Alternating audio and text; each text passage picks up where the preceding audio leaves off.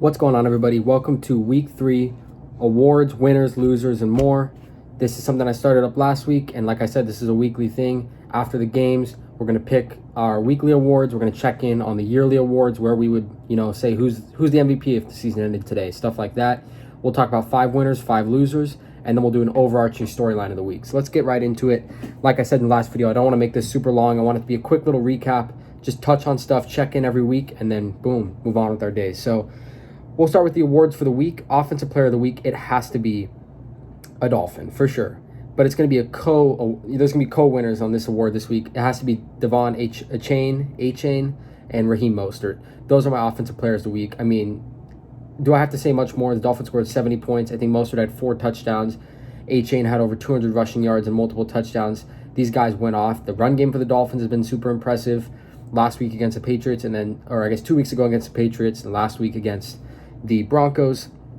Just to throw in another guy there, an honorable mention, Keenan Allen. He had over 200 receiving yards, and he threw a touchdown, so shout out to him. Okay, Defensive Player of the Week. This one was not hard for me at all. It is Myles Garrett, who led that vaunted Cleveland Browns defense, which I would have to say is probably the best defense in the league, and they dominated the Titans. He had 3.5 sacks, forced fumble. Honorable mention there, Kyle Hamilton of the Ravens. I have a buddy who I know will like that, so he had 3 sacks and forced fumble as well from the safety position, which is super impressive, although the Ravens didn't get the job done. They were shorthanded, though, but that's another thing. Okay, Offensive Rookie of the Week. It's got to be Achane. I mean, if he's Offensive Player of the Week, then he's got to be the Offensive Rookie of the Week.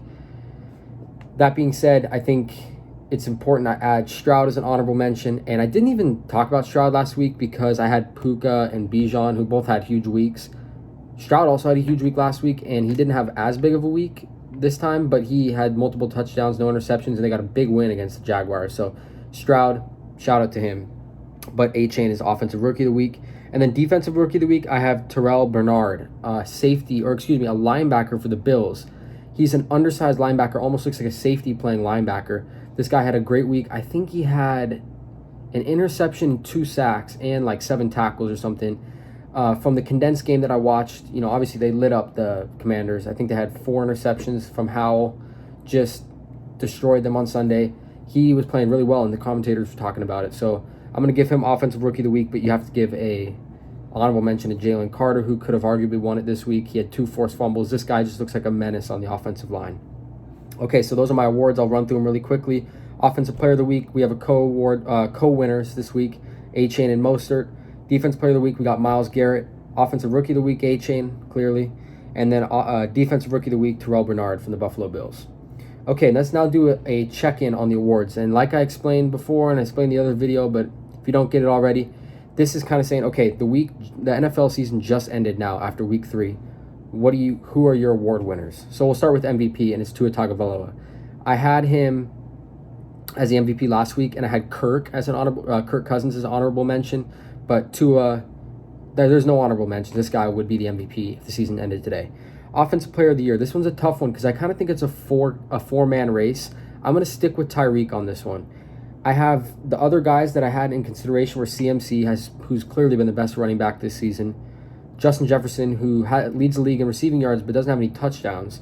And then Keenan Allen, who's had multiple monster weeks back-to-back. So he's only, I believe, 10 yards behind Tyreek. The reason why I give it to Tyreek is he's been on the most explosive offense, and he has all the attention on every single week, as do these other guys. So I'm not sure if that's a completely valid point, but he has the touchdowns. So I think he has 4 touchdowns. Jefferson has none, like I said, and I think Keenan Allen has 2 receiving touchdowns, and then obviously that passing touchdown this week. It's a tough one, and I think it's going to be a really interesting award this year. So checking it every week will be fun. It's kind of like, okay, which guy's going to have the big week to keep himself in front or move himself up in the race? Who's going to fall back? But overall, I'm going to give this one to Tyreek Hill. Okay, Defensive Player of the Year. I'm going to give it to TJ Watt. He leads the league with 6 sacks. I have honorable mentions of Micah Parsons and Myles Garrett. I think Parsons has 4 sacks and Garrett has 4.5, I want to say. Don't quote me on that for sure, but Garrett had 3.5 this week, so he had a monster week. But sacks aren't everything. Pressures are there. Both of those guys, Micah and Garrett, have been huge parts of their defenses who have been great this year, with the exception of the Cowboys defense last week versus the Arizona Cardinals. But I'm going to give it to TJ Watt because mainly just because of the sack number. He's on a strong defense. There's not much that separates these guys in terms of talent. TJ Watt's resume I would say, reigns supreme over the other guys, but, they're not far behind, particularly Garrett. Mike is a little bit on the younger side. But I'm going to give it to TJ Watt for now. This is an interesting award because it seems like it's starting to turn into like the edge rusher of the year award. There's not often a cornerback, linebacker, safety in the discussion. So I'm going to keep my eye out on that. I don't want to just turn this into which defensive pass rusher has been the best, but so far these are the guys in my opinion. Okay, offensive rookie of the year, I'm going to go with Stroud. So I had it as kind of a tie between Bijan and Puka Nacua last week. But I think, and this is another award, I mean, a lot of these Rookie of the Year award, MVP, a lot of them turn into quarterback awards. But I think this one, it was starting to seem like this could be a year where it's not a quarterback award. But with how Stroud has played so far this year, I have to give it to him. He's looked spectacular. The Texans have been frisky in their games, making it competitive. Got a big win over a division rival who was supposed to win the division and who I predicted to go to the Super Bowl last week. So Stroud's looked really good, not turning the ball over, throwing for a bunch of yards. He's getting to throw the ball a lot, but still, I'm impressed with Stroud a lot. But honorable mentions of Bijan and Nacua, and they're not out of the race at all. But if Stroud keeps this up, I mean, he's certainly the front runner. Defensive Rookie of the Year, I've got Jalen Carter, and I don't have any honorable mentions. I think it's him, and I think it's pretty clear. I have Tua and Carter so far as the guys where it's like I don't really see this being too much of a debate. So those are the awards. I'll run through it really quickly. MVP Tua, Offensive Player of the Year Tyreek, Defensive Player of the Year TJ Watt, Offensive Rookie of the Year CJ Stroud, and Defensive Rookie of the Year Jalen Carter of the Philadelphia Eagles. Okay, let's move along to the winners. We'll do our 5 winners. First winner, Browns. I call him a winner because unfortunately, because I really don't like this guy, Deshaun Watson had his best game as a Cleveland Brown, and they thumped the Titans. Titans had, I think, less than 100 yards total offense. That defense, like I said, I think I'm convinced it might be the best defense in the NFL. I would say they are so far through this season. And if Deshaun Watson plays like that, even with the loss of Nick Chubb, they're going to be dangerous. But like I said, I kind of hope he doesn't because I really don't like the guy. Okay, Dolphins. They scored 70 points. I don't think there's much to say. In my opinion, they're clearly the class of the AFC and certainly the class of the NFL so far this season. They're the team to beat for now. It's 3 weeks in. We've got to take everything with a grain of salt. Lions is my third winner. Matchup of 2 young teams, Falcons, Lions. Lions really dominated this game. They forced Ritter to throw the ball, forced him to basically beat himself. They didn't allow the Falcons to implement the run game. And for that reason, 20-6 victors, I have to give them as, put them down as a winner here because especially in a division where the Packers are 2-1, Vikings, I think we all expected them to regress a little bit, but they're still certainly in the race, even though they're 0-3. I think it was a big win, and it kind of solidifies that, hey, okay, we're above a team like the Falcons who's up and coming like us, but has proven a little bit less. So they kind of staked their claim there. Another winner, Bengals. It didn't look great, sloppy.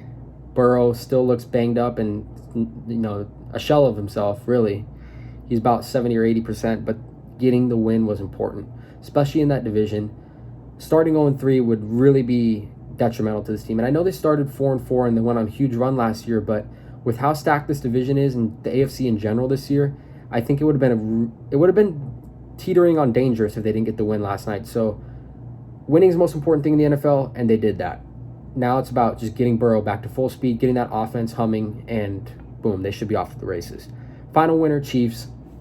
It was kind of hard for me to pick a final winner.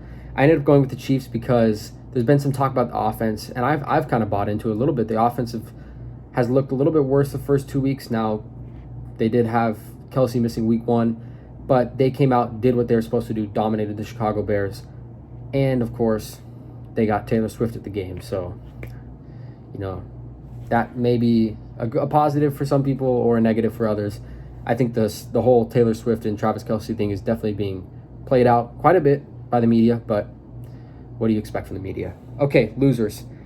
Cowboys. I mean, what a turnaround from week 2 to week 3. Week 2, they're like, is this the best team in the NFC? Dominant victories first 2 weeks, and then they come out and lose to the Arizona Cardinals in really embarrassing fashion. Defense, I give them a pass because losing Trayvon Diggs midweek, that's tough to come back from, tough to adjust from losing such an important guy in your secondary. But offensively, they were just terrible all game, and especially in the red zone in the second half. I think they had 5 opportunities and maybe came away with 3 points, something along those lines. I mean, they were just so bad. And they let the Cardinals defense, who on paper is one of the worst defenses depth chart wise in the NFL, really, stunt them as the game got close and Dak threw a terrible pick. So Cowboys are a loser. Bears, I don't think there's much to say here. Justin Fields looks like a bust, and it's kind of a shame, but the Bears are they had one of the worst weeks in NFL history last week. Commanders, another loser. It was Sam Howell. Oh my gosh, this guy looks pretty legit. He threw for almost 300 yards, I think 4 touchdowns week 2. Come back, come home, face the Bills, face a legit team, and just got embarrassed. He threw 4 interceptions. I think he threw 3 touchdowns last week. 4 interceptions. They look terrible. Lost 37-3. Broncos. When you give up 70 points in a game, you are going to be a loser on my list. And Sean Payton looks kind of like a fool right now. Now, like I said, 3 weeks in, things can change. We know his resume, but I mean, all the trash he talked in the offseason about Hackett, about the Broncos organization, how they've been run recently.